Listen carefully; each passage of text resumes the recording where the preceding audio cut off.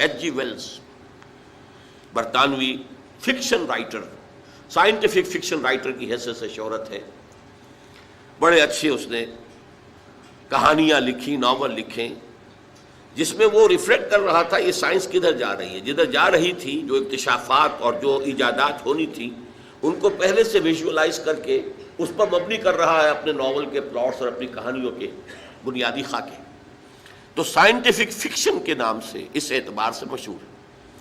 لیکن اس کے ساتھ ہی اس نے تاریخ عالم پر 2 کتابیں لکھی ہے، short history of the world and a concise history of the world, جو ذرا نسبتاً زیادہ ضخیم ہے. اس concise history of the world میں وہ چیپٹر جو ہے وہ حضور صلی اللہ علیہ وسلم پر جو چیپٹر لاتا ہے، اس میں ایک بات میں اپنے دل پر جبر کر کے آپ کو بتا رہا ہوں. ابتدا میں حضور کی ذاتی نجی خانگی زندگی پر اس نے نہایت رقیق حملے کیے. یوں سمجھیے کہ جیسے 2 ملعون نام نہاد مسلمانوں نے اس دور میں کیا ہے، سلمان رشدی نے اور تسلیمہ نسرین نے. ایک نے انگلینڈ میں بیٹھ کر، ایک نے بنگلہ دیش میں بیٹھ کر جس قسم کے چھینٹے اڑائے ہیں حضور کی شخصیت پر، اسی طرح کے چھینٹے ایچ جی ویلز نے حضور کی ذات مبارکہ پر، خصوصاً خانگی زندگی پر اڑائے. لیکن جب اس چیپٹر کے آخر میں آتا ہے اور خطبہ حجۃ الوداع کا ذکر کرتے ہوئے باقاعدہ کوٹ کرتا ہے، لا فضل لعربی علی عجمی ولا لعجمی علی عربی ولا لاسود علی احمر ولا لاحمر علی اسود الا بالتقوی کلکم بنو آدم و آدم من تراب. دیکھو لوگوں، کسی عرب کو کسی عجمی پر کوئی فضیلت حاصل نہیں، اسی طرح کسی عجمی کو کسی عرب پر کوئی فضیلت حاصل نہیں، اسی طرح کسی سرخ و سفید رنگ والے شخص کو کوئی فضیلت حاصل نہیں کسی سیاہ روح پر، سیاہ فام پر، اور اسی طریقے سے کسی سیاہ فام کو کوئی فضیلت حاصل نہیں سفید فام پر یا سرخ روح پر، الا بالتقوی. فضیلت کی بنیاد صرف تقوی ہے. کلکم بنو آدم و آدم من تراب، تم سب کے سب آدم کی اولاد ہو، اس کی نسل سے، اور آدم کی تخلیق مٹی سے ہوئی تھی. اس کو کوٹ کرتا ہے. اور پھر ذرا نوٹ کیجئے یہ جملے، واقعتاً بڑے گہرے جملے. Although the sermons of human freedom, fraternity and equality were said before also، کہ اگرچہ انسان کی حریت، اخوت اور مساوات کے واعظ تو دنیا میں پہلے بھی بہت کہے گئے. یہ جملہ نوٹ کر لیا. اب اگلا جملہ اور زیادہ قابل توجہ ہے.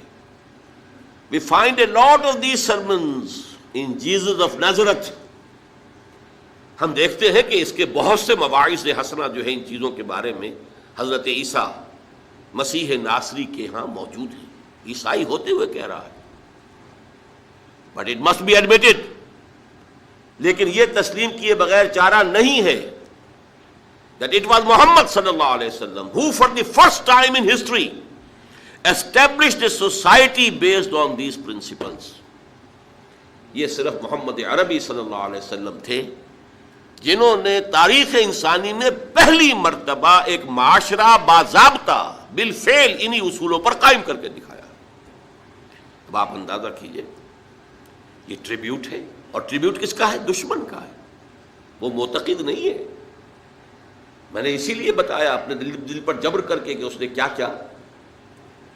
اس حد تک ایک شخص کی اس میدان میں اتنی بڑی حماقت کا مظاہرہ کر رہا ہے کہ کہتا ہے کہ سمجھ میں نہیں آتا کہ معاذ اللہ ثم معاذ اللہ نقل کفر کفر نہ باشد، کہ محمد جیسے گھٹیا آدمی کے گرد خدیجہ اور ابو بکر اور عمر جیسے عظیم انسان کیسے جمع ہو گئے. حالانکہ اس احمق سے کوئی پوچھے کہ اس سوال کا جواب تو تمہیں دینا چاہیے. درخت تو اپنے پھلوں سے پہچانا جاتا ہے، اور تم جو ہے اس مخمصے میں ان کی عظمت کا اقرار ہے، ادراک ہے، شعور ہے، اعلان ہے، اعتراف ہے. حضرت خدیجہ کا، حضرت ابو بکر کا، حضرت عمر کی عظمت کا کہتا سمجھ میں نہیں آتا. اتنی عظیم شخصیتیں ایسے گھٹیا انسان کی جد کیسے جمع ہو گئی.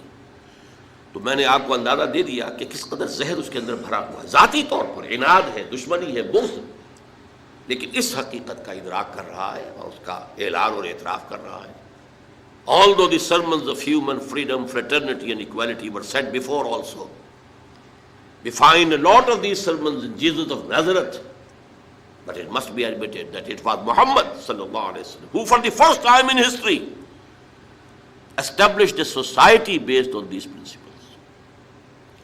تو میں نے اسی لیے اس کی دشمنی کو پہلے جو ہے اسٹیبلش کیا ہے تاکہ وہ جو عربی مقولہ ہے الفضل ما شہدت بہ الاعداء، اصل فضیلت تو وہ ہے کہ جس کا اقرار اور اعتراف دشمن بھی کرے. ظاہر بات ہے کہ جو دوست ہے، عقیدت مند ہے، عام طور پر وہ جو محبت کرنے والا ہے اس کی نگاہ جو ہے وہ اپنے محبوب کی کسی خامی کو دیکھ ہی نہیں سکتی، اس کی طرف سے وہ گویا کہ نابینا ہو جاتا ہے. دشمن کا کوئی خیر نظر نہیں آتا، کوئی خوبی نظر نہیں آتی، اور دوست اور محبوب کا کوئی عیب نظر نہیں آتا.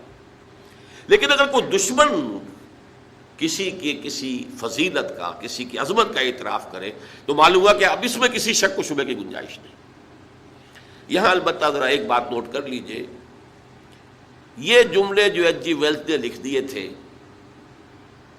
موجودہ جو مرتبین ہیں، چونکہ وہ تو فوت ہوا بہت عرصہ ہوا، اب جو کتاب چھپتی ہے یہ concise history of the world, وہ نئے ایڈیٹرز ہیں، انہوں نے ایڈٹ کیا ہے.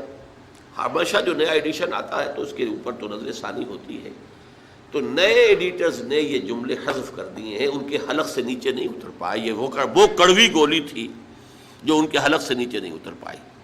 میں نے اس لیے وضاحت کر دی کہ مبادا آپ میں سے کوئی اس کتاب کو حاصل کرے اور پھر دیکھے اور وہاں یہ جملے نہ پائے. موجودہ ایڈیشن میں وہ نہیں ہے، لیکن آپ کو پنجاب لائبریری سے یا کسی اور پرانی لائبریری سے جن میں کہ پرانے نسخے موجود ہوں وہ کتاب مل جائے گی کہ جس میں یہ نسخے بعین ہی انہی الفاظ میں موجود ہیں جو میں نے آپ کو سنا.